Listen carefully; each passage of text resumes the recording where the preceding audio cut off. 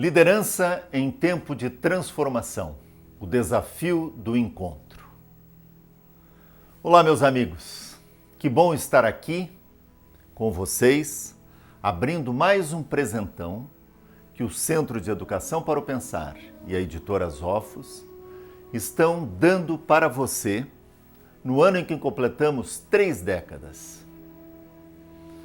E olha que 30 anos de trabalho não são 3 horas, 3 dias, 3 anos. Enfim, estamos em festa por estarmos completando 30 anos de trabalhos com o programa Educar para o Pensar e com as produções da editora Zofos. Hoje, o presentão que estamos disponibilizando para você e para toda a sua escola é uma palestra que, seguindo as reflexões do professor César Nunes, ampliam a nossa visão enquanto seres humanos em um mundo totalmente conectado. O professor Dr. Roberto Crema, com toda a sua sabedoria, conhecimentos e inspiração, nos brinda com reflexões valiosíssimas sobre a importância da liderança em tempo de transformação e o desafio do encontro. Encontro com o outro e consigo mesmo. Ser líder de si mesmo e das ações que realizamos. Estar atento ao tempo que vivemos e que se transforma. E diante de tudo isso, o desafio do encontro. Por isso, como educadores, professores, pais e como educandos, precisamos prestar atenção aos sinais do tempo. Por isso, o sino que toca, um pássaro que canta, uma folha que cai, a natureza que vibra ao nosso redor. Esses são desafios do encontro. Somos educadores da mente, da sensibilidade e da alma. Por isso, o programa Educar para o Pensar é muito atual e dentro do tempo que vivemos, totalmente dentro do desenvolvimento das habilidades socioemocionais e intelectuais, que devemos, enquanto educadores, estar atentos. Amigo e companheiro de tantos anos e jornadas, Roberto Crema, nos presenteie a todos com suas sábias palavras e reflexões. Vamos comemorar os 30 anos com as suas palavras carregadas de sentido. Por favor, nos conduza daqui para frente, professor Roberto Crema. Nós fazemos parte de uma só família. Homo sapiens sapiens. Nós dividimos o mesmo céu. Caminhamos na mesma terra. Bebemos da mesma fonte. E estamos num único barco. E como já disse um grande líder, Gorbachev, não haverá uma segunda arca de Noé. Falar sobre educação, que é um tema tão fundamental nesse momento, é também falar dessa casa que nos abriga, Universidade Internacional da Paz, que está completando 30 anos de existência. Há outras universidades da paz. O que nos distingue, a vocação que nos é própria, é que desde o início nós partimos da constatação óbvia de que não é com o mesmo paradigma, o mesmo aprender que criou um problema que nós vamos resolvê-lo. Nós precisamos de uma outra perspectiva. Precisamos de uma nova forma de olhar, de pensar, de habitar o instante. Mudar o mundo é mudar o olhar. E nós necessitamos, portanto, de uma escola do olhar, de uma escola da escuta, para um pensar integrado e um viver de uma maneira mais inteira, porque a crise que nós vivenciamos é uma crise de dilaceramento, de fragmentação, de dissociação. Nunca o ser humano esteve tão fragmentado na sua mente, no seu coração, na sua existência, nos seus relacionamentos. E essa crise, portanto, solicita uma nova educação. Uma educação que possa facilitar o resgate da consciência da inteireza. Porque tudo que é inteiro é belo, é saudável, é justo, é pacífico e é sagrado. E a abordagem na qual nos sustentamos e que estamos desenvolvendo, aprofundando e irradiando é a transdisciplinar holística. O que é transdisciplinaridade? É a dialogicidade, é o diálogo da ciência com a consciência. E falando de uma maneira mais particular, é a dialogicidade da ciência moderna com a filosofia, a arte e a tradição sapiencial, a tradição espiritual. E o que é a visão holística? É uma visão que acolhe a parte e o tudo. Como dizia Lao Tse, a montanha descansa na planície. É preciso que uma visão da totalidade possa dar-nos sentido na nossa ação pontual. Há um axioma que nós conhecemos bem: pensar globalmente, agir localmente. E eu acrescento, para não agir loucamente, que é o que infelizmente temos frequentemente feito, porque nos falta essa visão de altitude.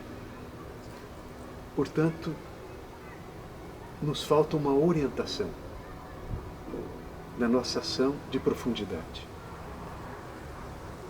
Essa é uma educação que busca resgatar um ser humano mais inteiro.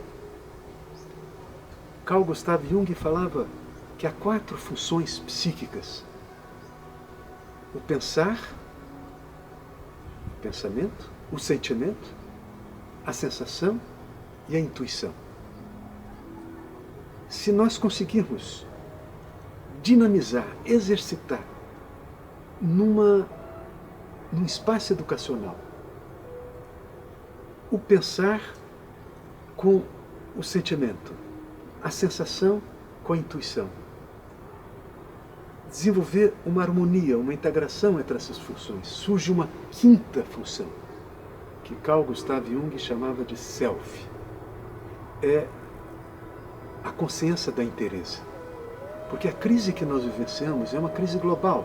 Nenhuma mente meramente especializada pode responder inteligentemente. Apenas uma inteligência integral pode fazer face, proativa, criativa, construtiva, a uma crise global. Portanto, eu creio que o futuro da humanidade, o futuro da nossa família humana, depende de uma nova educação. De uma educação que possa facilitar, que a pessoa se conecte com suas inteligências múltiplas e possa chegar a uma visão de inteireza, de maneira a evitar, porque não se trata, quando nós fazemos a crítica da superespecialização. O que é um super especialista? É uma pessoa que sabe quase tudo de quase nada. Mas não estamos propondo um retorno simplista ao gênio enciclopédico do século XVII, do século XVIII, mas estão aí os computadores. Não serão os computadores os especialistas e os generalistas do século XXI? Então, qual é a função propriamente humana? Há 30 anos eu tenho pesquisado a vocação, que é a voz mais profunda e permanente do desejo que nos trouxe a encarnação. Um ser humano que desperta e uma pedagogia que nos leve à clarificação da vocação, da semente do propósito fundamental. Eu creio que nós estaremos, então, através da vocação, extraindo o positivo do generalista e o positivo do especialista, porém, sem perder essa trilha com o coração. Há uma doença terrível nesse momento e precisamos falar dessa doença.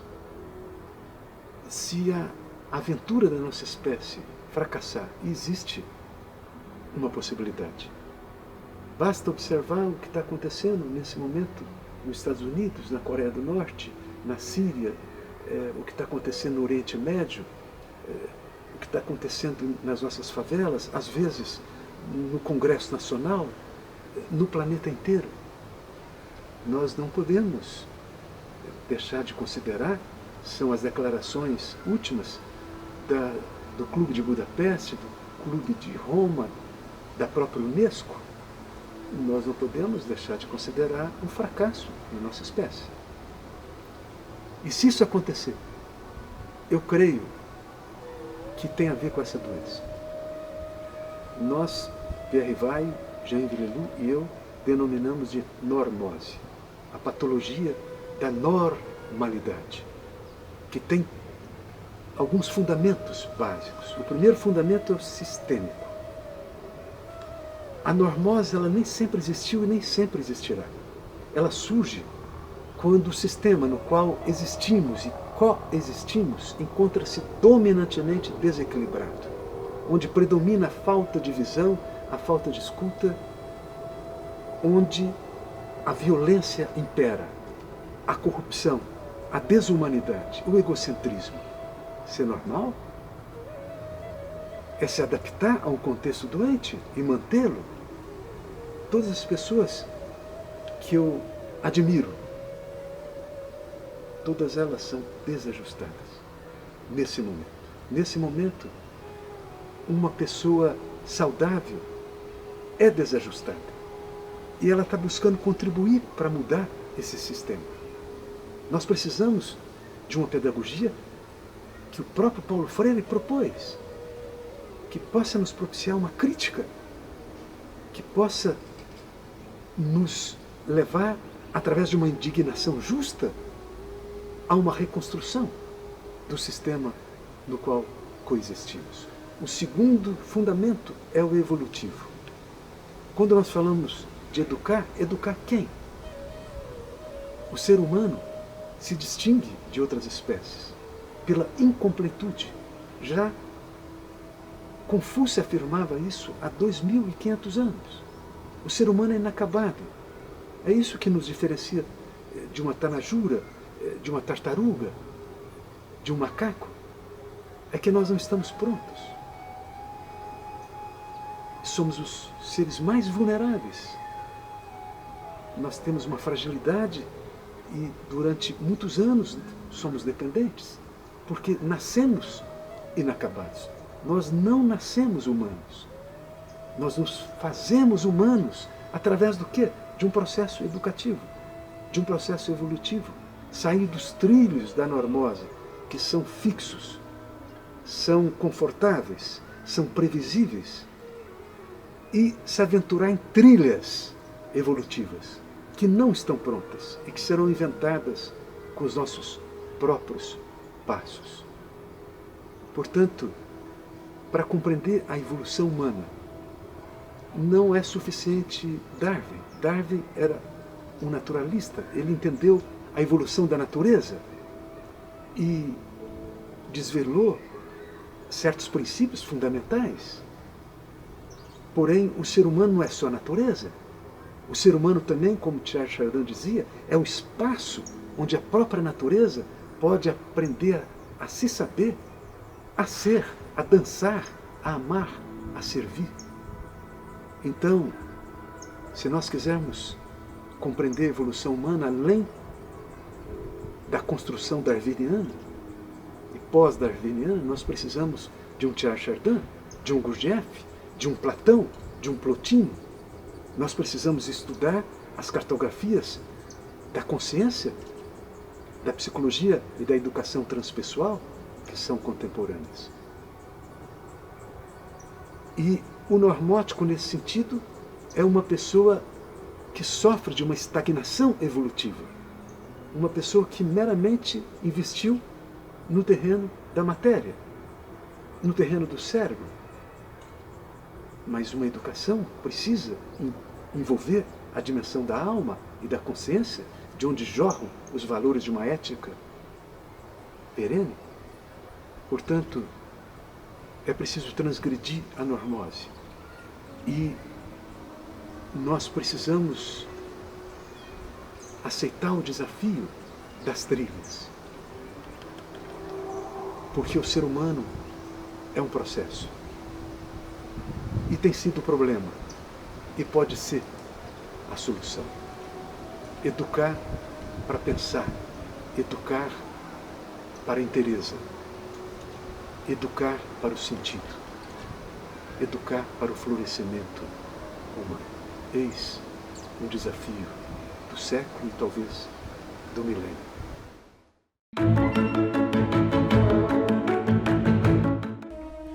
Um educador consciente precisa clarificar a sua visão do ser humano, a sua visão antropológica. Porque é a partir da visão que você postula do ser humano que você define uma atitude frente ao humano e frente ao universo. Se nós perguntarmos para a ancestralidade, a inteligência ancestral, nossa tradição tupi-guarani, ou a concepção xamânica que é universal, o que é um ser humano? Nós sempre teremos essa resposta. É um encontro de três mundos, o mundo de baixo, o mundo do meio e o mundo do alto. O mundo de baixo é o mundo da natureza, é o mundo da matéria. Então precisamos educar esse mundo, é educar o cérebro. Porém, há também o mundo do meio, e o mundo do meio é a dimensão da alma, a dimensão dos pensamentos, da própria memória encarnada nessa matéria. Nós precisamos de uma educação para a alma, uma alfabetização psíquica, que eu tenho postulado há mais de 30 anos. E há um mundo do alto, que é o universo do que hoje nós chamamos de transpessoal, dos grandes arquétipos que estruturam a alma e o corpo. E é por isso que, quando falamos de educação, estamos falando da necessidade de uma arte da escuta. E os antigos falavam sempre de 3 órgãos da escuta. Os pés escutam a Pachamama, a natureza. E nós precisamos aprender a escutar o mundo mineral, o mundo vegetal, o mundo animal. Isso faz parte da educação. Os rins escutam o mundo interior, o mundo da alma, o sangue. Nós então precisamos desenvolver inteligência emocional, inteligência relacional, inteligência onírica. E, finalmente, as orelhas escutam o mundo do alto. Escuta a grande vida, o grande espírito. A Unesco, que desde 1986 postula e tem nos convocado a uma abordagem transdisciplinar na escola e na universidade. Em 1992, em função de um documento do Jacques Delors, que foi ministro da Educação da França, fala de 4 fundamentos ou pilares de uma nova educação. Educar para conhecer, educar para fazer, educar para conviver e educar para ser. Quando nós consideramos apenas o cérebro e uma inteligência racional, nós somos capazes de facilitar que o aprendiz aprenda a conhecer e a fazer. Mas quando nos é solicitado educar para conviver, viver consigo, com o outro, com os outros, com a natureza e com totalmente outro, com o mistério que, convocado ou não, sempre está presente, nós precisamos da alma. E é por isso que precisamos de uma alfabetização emocional, relacional, onírica, o sonho.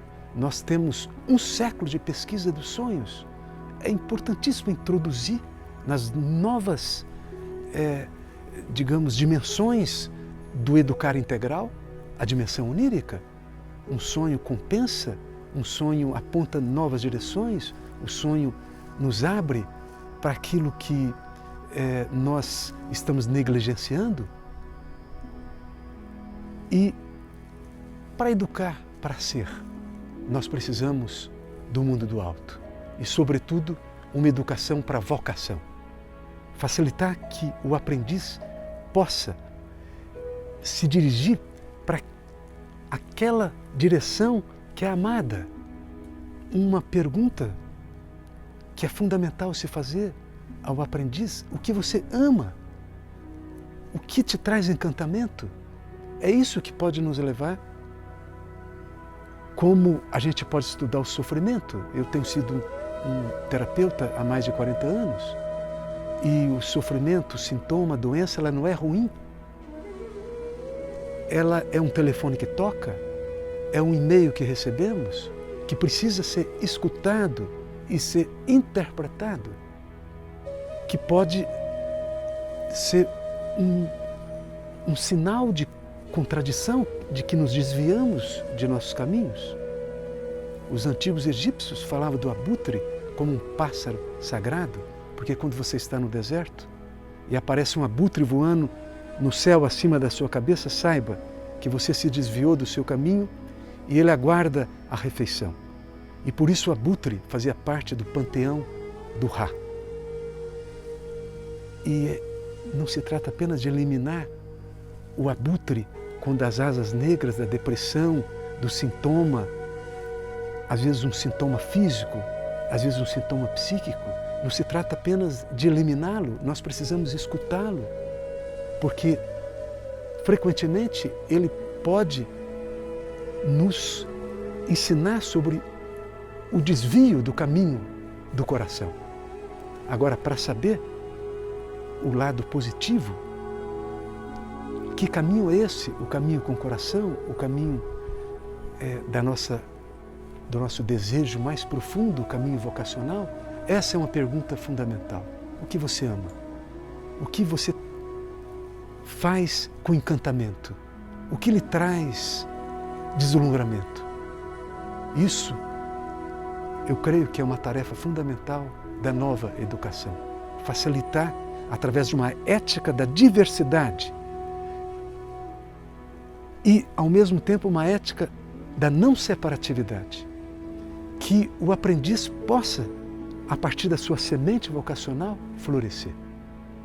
Eu creio que a comparação, que as notas, que há um tipo de avaliação que irá para o museu do ontem.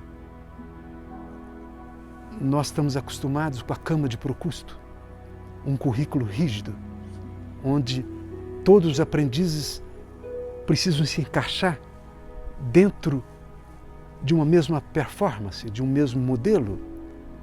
Por que cama de Procusto? Procusto era um bandoleiro da mitologia grega, muito hospitaleiro, mas se a cama que ele lhe oferece é maior do que você, ele te espicha para você se adaptar à cama.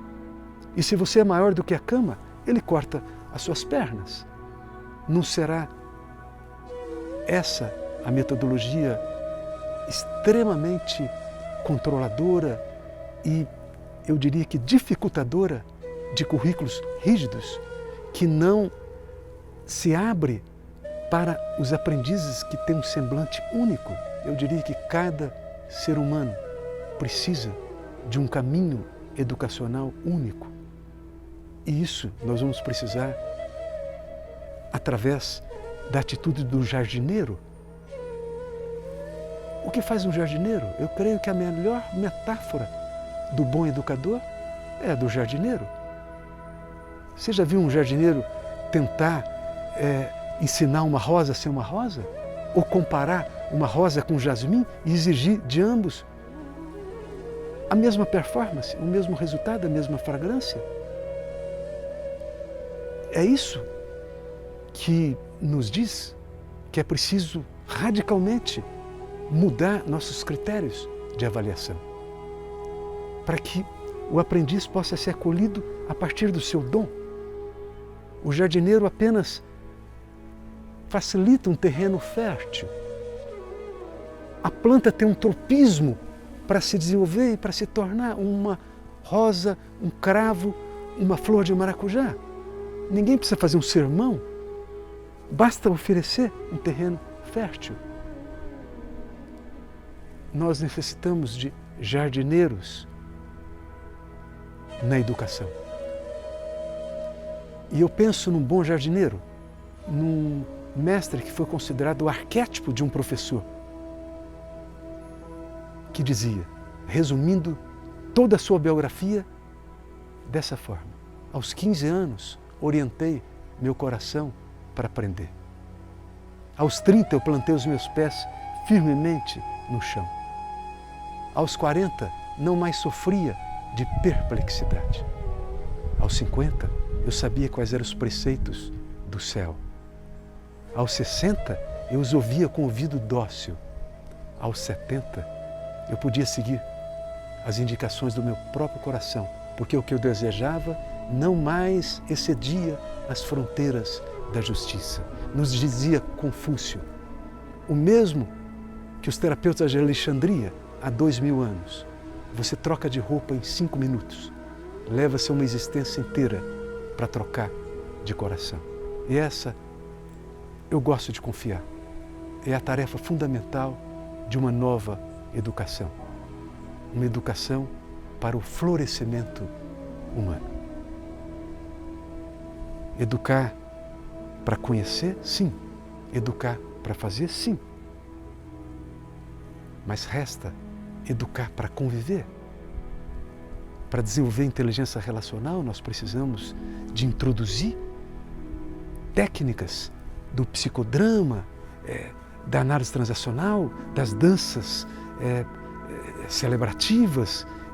Existem já vários instrumentos que podem ser utilizados numa educação que queira facilitar que o aprendiz aprenda a conviver.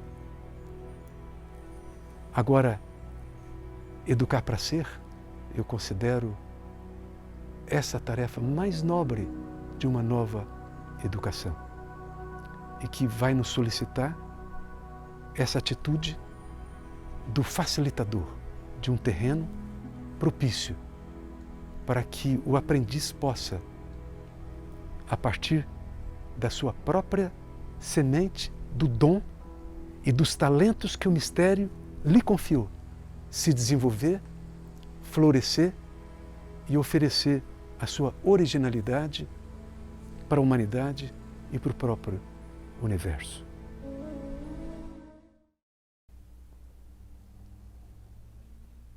O que é um líder nesse momento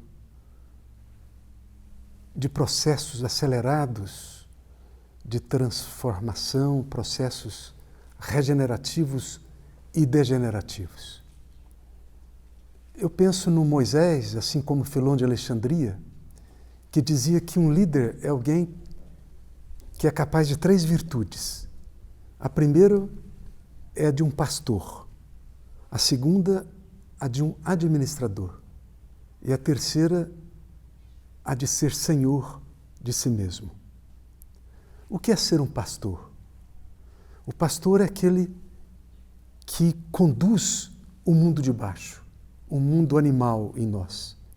Nós vivenciamos, infelizmente, em função de um processo de aculturação, de socialização e também de uma certa educação normótica, nós compreendemos que uma pessoa bem educada é uma pessoa que aprendeu apenas a desenvolver o intelecto e a racionalidade. E, no entanto, é preciso aprender a dominar e a orientar esse mundo básico dos instintos. Uma pessoa bem educada é aquela que conduz o seu mundo primordial, o seu mundo da natureza. Para isso, ele precisa de ser um administrador. O administrador, nós estamos falando novamente nos 3 mundos, é aquele que colocou em ordem a sua própria alma. É aquele que lidera nos seus pensamentos, nos seus sentimentos, nos seus relacionamentos.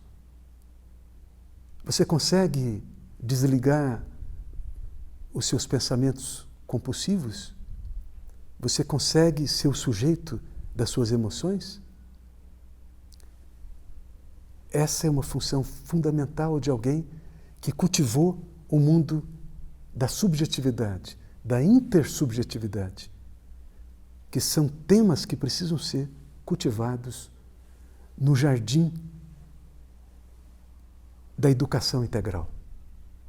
E, finalmente, é uma pessoa capaz de ser senhor de si mesmo. Isso fala de alguém que chegou no estatuto do sujeito, no estatuto do transcendente. Quando alguém pediu para um IP, fale-me de Deus, o IP floresceu. Então, nesse sentido, um líder é um ser humano inteiro. É uma manifestação da integridade individual. É muito importante, e eu creio que essa é uma das funções fundamentais da nova educação, é o estudo de seres humanos que lograram a plenitude. Há algumas décadas eu escrevi um livro, Saúde e Plenitude. Eu tenho estudado ao longo de mais de 30 anos seres humanos que se planificaram em diversas culturas, a partir de diversas formas de desenvolvimento. Mas eu creio que compreender um Lao Tse, um Zaratustra, compreender a inteligência de Buda, de Cristo, de Francisco de Assis, de um Mahatma Gandhi, de um Nelson Mandela, é fundamental para se compreender o que é liderança. Não se deixar hipnotizar pela normose. Um líder não é uma pessoa velhaca. Hoje, às vezes, nós perdemos a noção do que é realmente um ser humano que desenvolveu uma maestria, ou seja, que se tornou mestre não apenas da sua matéria, mestre não apenas da sua alma, mas também da sua consciência.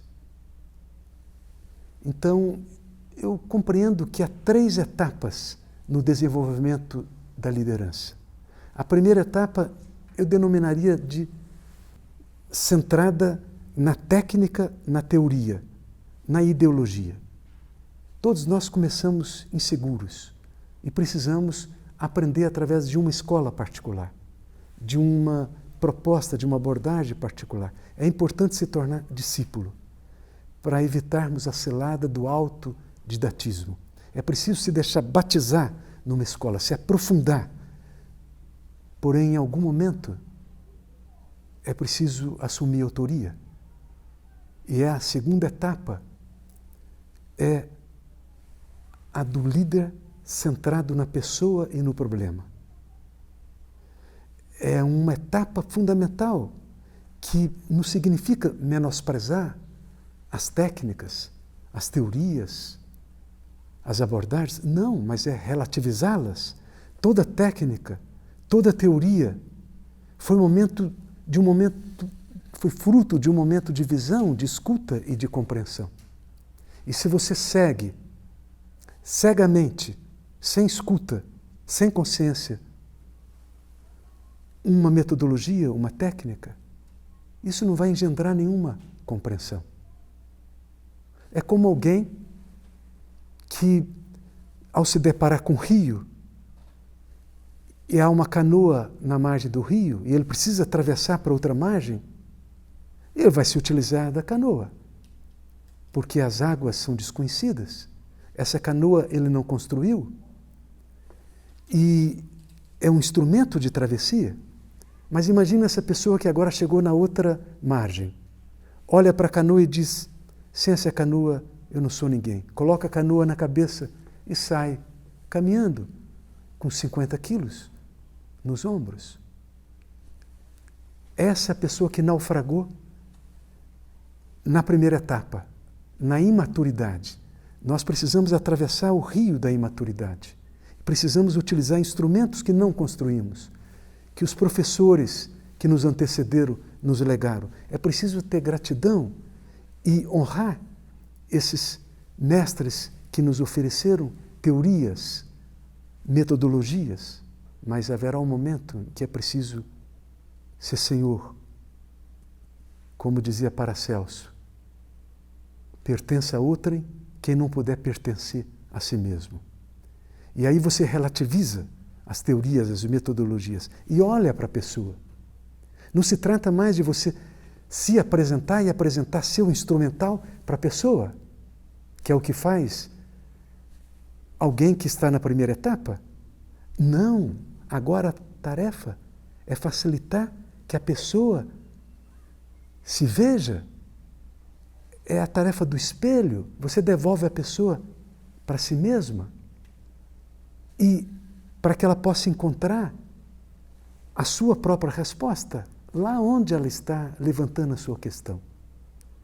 Carl Rogers foi um grande terapeuta que cunhou essa expressão, o facilitador.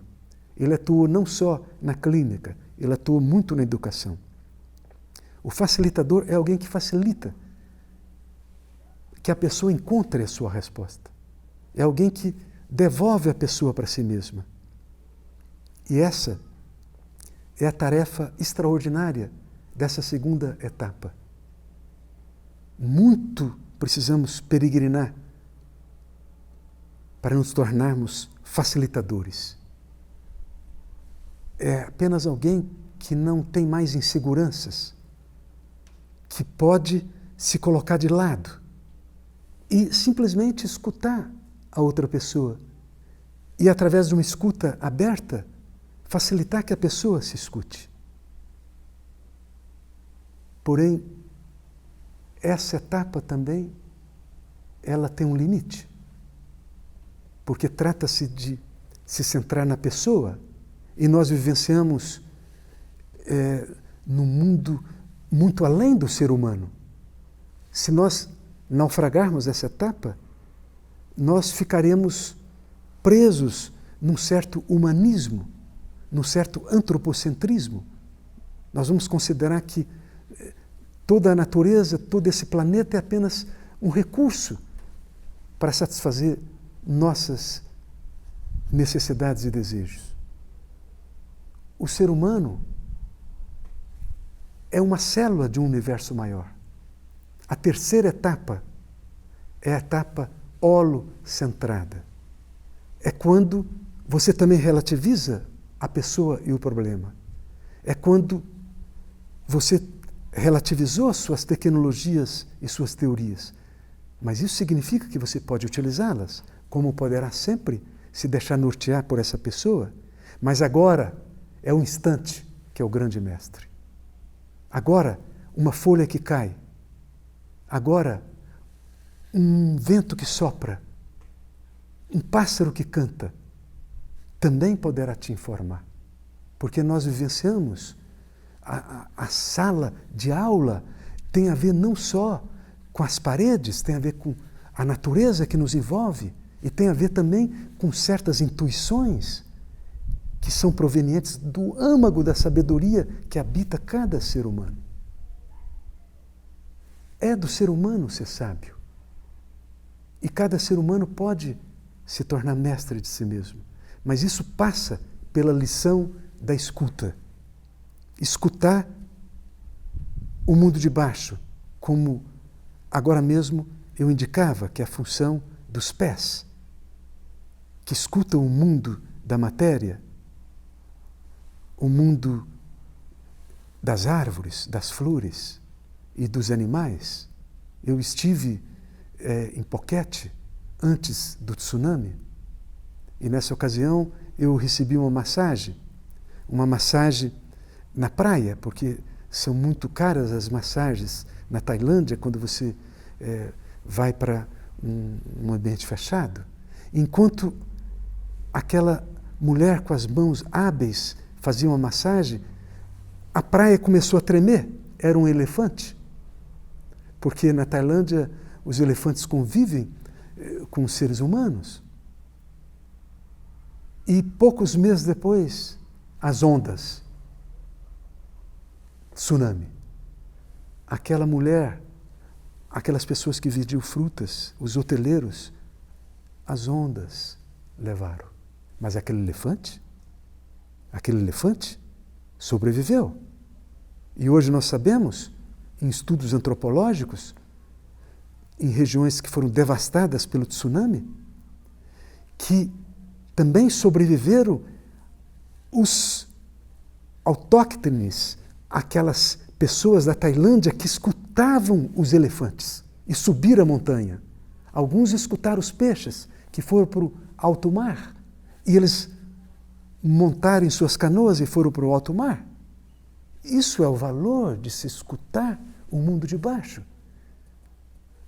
Eu imagino que uma escola precisa levar uma criança a tomar banho numa cachoeira, a fazer amizade com cristal, a entrar em contato com as flores, as plantas, os animais, porque em todos esses reinos nós poderemos receber lições e poderemos ser orientados. Agora, trata-se também de ir além e se tornar um administrador dos pensamentos, dos sentimentos, dos sonhos. Trata-se de desenvolver isso que eu tenho chamado de alfabetização psíquica, porque hoje uma pessoa pode chegar a ser um pós-doutor ignorante do mundo das almas, do mundo das emoções, do mundo dos sentimentos, essa ancestralidade que habita cada um de nós. E eu falo no plural, porque na alma humana há uma vastidão. O ser humano é uma parcela da totalidade. E, finalmente, chegar a essa escuta do transcendente, a essa escuta do silêncio. Há uma metodologia muito importante, que ela é milenar. Você se esvazia do passado e do futuro. Uma tarefa muito nobre da educação é a tarefa analítica. Você acumula conhecimentos e você aprende a refletir criticamente. Mas há uma outra tarefa, que é uma tarefa do esvaziamento.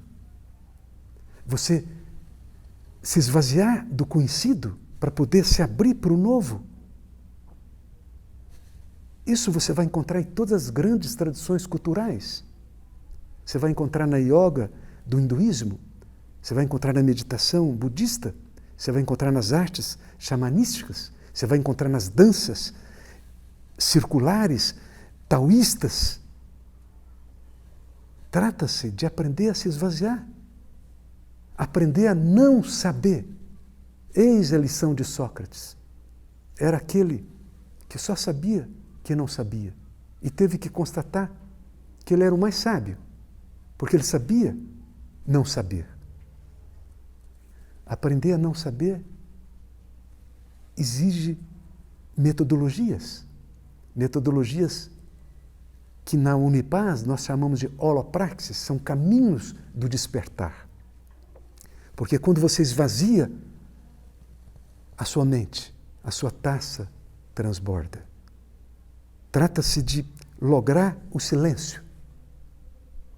O silêncio talvez seja o grande mestre. Porque o instante se expressa através do silêncio. E nós podemos nos orientar pelo coração do agora. Hoje se fala muito o poder do agora. Tem dois tipos de seres humanos. Os que estão aqui e os que não estão agora. Os que habitam através da presença e os que se perdem no passado e no futuro. Então, eu penso no Édipo perante a esfinge, que lhe pergunta, e se ele não responde, ela vai devorá-lo.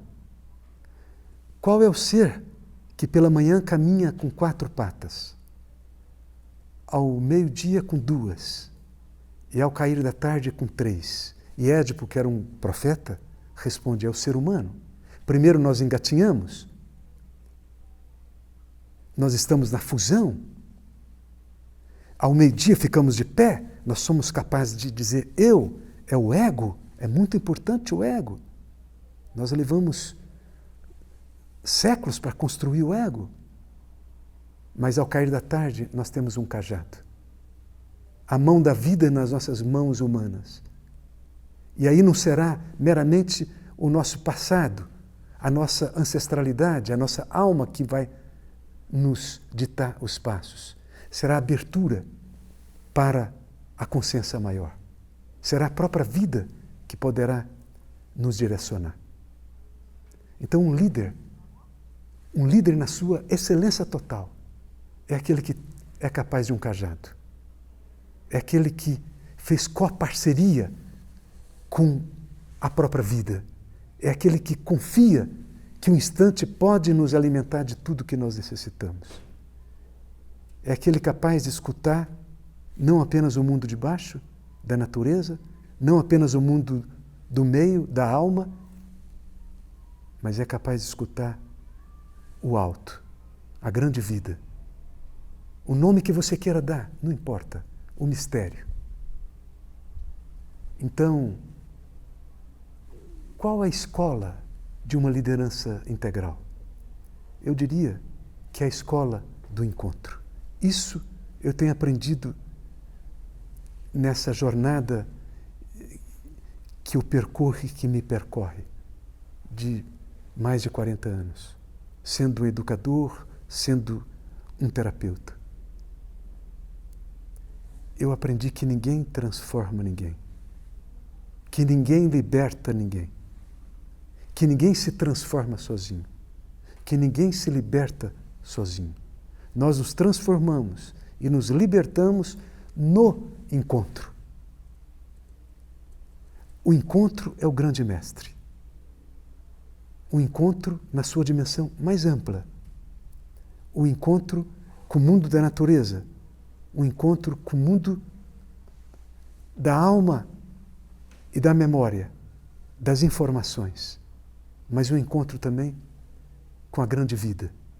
O encontro com esse mistério, que vem da mesma raiz da mística. E aí nós estamos falando de um aspecto que vamos ter que cultivar muito na nova educação.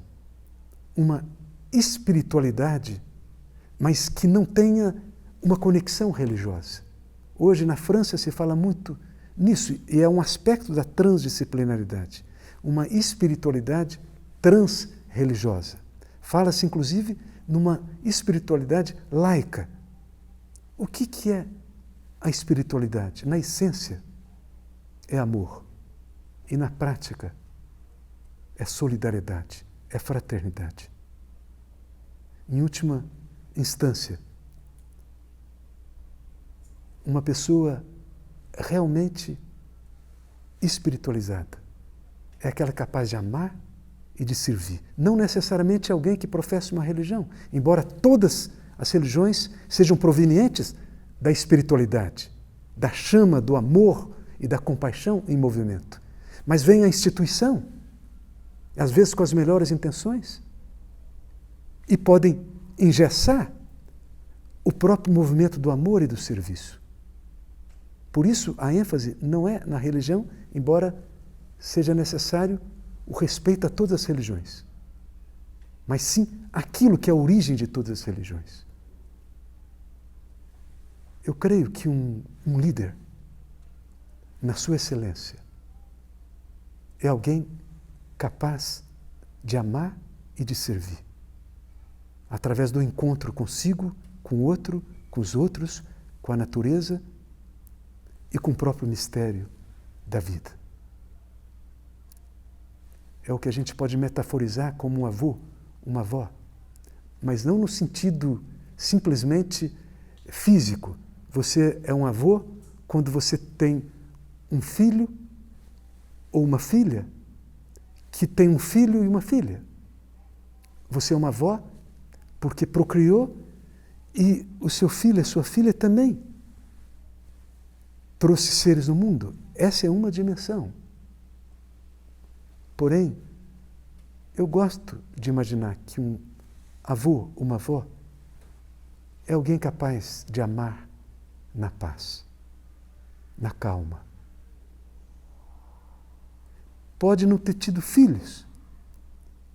Eu penso no Francisco de Assis, na Clara, foram grandes educadores. Por que não falamos de Francisco de Assis, de Cristo, de Buda, em nossos livros acadêmicos, de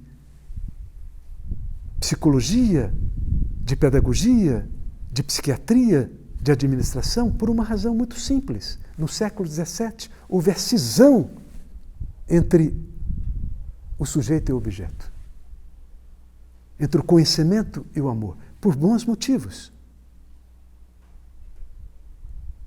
Porém, nós saímos do extremo, dos momentos sombrios da Idade Média, quando uma pessoa era jogada numa fogueira da Santa Inquisição, quando a ciência era reprimida em nome de algo que confusamente era chamado Deus. Por isso surgiu toda a conspiração do século XVII, surge a Idade Moderna, e surge o racionalismo científico, surge a inteligência analítica, crítica. Vem o iluminismo, maravilha. Mas nós saímos do extremo e fomos para o outro extremo, infelizmente. Nos momentos obscuros da modernidade, a experiência do sagrado, ela é reprimida em nome de algo que confusamente é chamada ciência. Assim como, para se compreender os excessos da Idade Média, quando o fator sagrado ocupava todo o espaço, é importante ir no Museu da Tortura e constatar que a tortura foi inventada, e você pode ver um instrumento de tortura com uma bula papal, com um manual de procedimento, numa instituição que fala em nome daquele que até a última gota de sangue perdoou e serviu. Mas eu recomendo também, para você compreender aonde pode nos levar uma razão destituída de coração e de ética. Vá visitar Auschwitz, um campo de concentração. Eu creio que a grande tarefa nesse momento é, através de uma educação integral, se 11 de setembro, que é o evento que inaugurou o século XXI e o terceiro milênio. O que é o 11 de setembro? É o pior da Idade Média em luta com o pior da Idade Moderna. É o fundamentalismo religioso lutando com o fundamentalismo mercadológico, com a mesma arma, a violência. O que nós temos proposto há 30 anos na Unipaz é fazer aliança entre o melhor da Idade Média e o melhor da Idade Moderna. Aliar a catedral à academia. Aliar o oratório ao laboratório. Isso está inscrito em nossos hemisférios cerebrais. Nós podemos dizer que O hemisfério dominante, geralmente o esquerdo, é o da razão, da lógica, da quantificação, da previsão e da angústia humana. Nós temos, ao longo dos últimos séculos, hipertrofiado o hemisfério da razão, que nem sempre tem razão. A razão tem razão quando dentro dela palpita um coração. Então nós temos um hemisfério do coração e da intuição, é o hemisfério feminino, é o hemisfério do silêncio, da poesia, da melodia, da arte, da mística. Na Idade Média, esse hemisfério foi hipertrofiado. E por isso, o movimento do racionalismo científico foi um movimento compensatório de resgate de uma razão que às vezes tem razão. E agora, diante desse abismo no qual nos encontramos, nós precisamos unir essas duas inteligências. E isso solicita aprender a saber e, ao mesmo tempo, aprender a ser. Entre esses dois hemisférios cerebrais, nós temos o corpo caloso, milhões de neurônios que fazem a conexão e que alguns metaforizam como a terceira visão ou como chifre do unicórnio. Eu concordo com Carl Sagan, um grande neurocientista, que dizia que o futuro da humanidade depende do corpo caloso. O futuro da educação também depende do corpo caloso. Nós precisamos de um currículo que abranja ao mesmo tempo a razão e o coração, a sensação, a intuição, a inteligência masculina que aprende a construir no mundo, que nos ensina a construir no mundo exterior, e a inteligência feminina que nos ajuda a mergulhar no universo interior, que infelizmente encontra-se dominantemente atrofiado. E eu penso num poeta, Jiménez, que diz: não corras, não tenhas pressa, aonde tens que ir é só a ti. Nós chegamos à Lua, a Júpiter, aos abismos marinhos, desenvolvemos uma tecnociência fantástica, mas quando é que vamos chegar a nós mesmos? Isso solicita uma nova educação, que concilia saber e ser, para que possamos compreender. Porque não compreenderemos se apenas está desperto em nós o hemisfério do saber. É preciso o hemisfério do ser, da transcendência, do silêncio. Mas não é suficiente o hemisfério do ser. É preciso desenvolver o saber. E essa é a novidade. A novidade nesse momento, eu creio, que em todo o planeta seres estão se colocando de pé para conspirar pela reconstrução do projeto humano, fazendo aliança entre o saber e o ser, entre o conhecimento e o amor. E os novos líderes, os líderes da reconstrução, são aqueles líderes vocacionados que se fundamentaram na voz mais imperiosa e profunda da sua semente, da semente que lhe trouxe a encarnação. E floresceu como ser humano. E se integrou na sua inteireza. E que, portanto, pode oferecer o seu dom. E eu quero concluir com um mito da Unipaz. É uma história que você certamente conhece e já ouviu. O Betinho, um grande humanista, aprendeu conosco. Nós falamos há 30 anos de uma floresta em chamas, incendiada. E todos os bichos fugiam, todos. Exceto um beija-flor, que ia no lago e pegava uma gotinha d'água e jogava no centro do incêndio. E voltava resilientemente, outra gotinha d'água e as asinhas chamuscadas, outra gotinha d'água, e um tatu passava fugindo e vendo aquilo. Ele indaga: mas beija-flor, você acha que com essas ridículas gotinhas você vai apagar esse fogaréu infernal? E o beija-flor responde: eu sei que não, amigo tatu. Agora eu estou fazendo a minha parte. Isso eu sei. Não se trata de mudar o outro, nem o vizinho, nem a sociedade, nem o mundo. Isso é sempre arrogância. O verdadeiro líder é aquele que aprendeu a se transformar. E ao se transformar, se torna uma inspiração. E também uma permissão para que outros se transformem.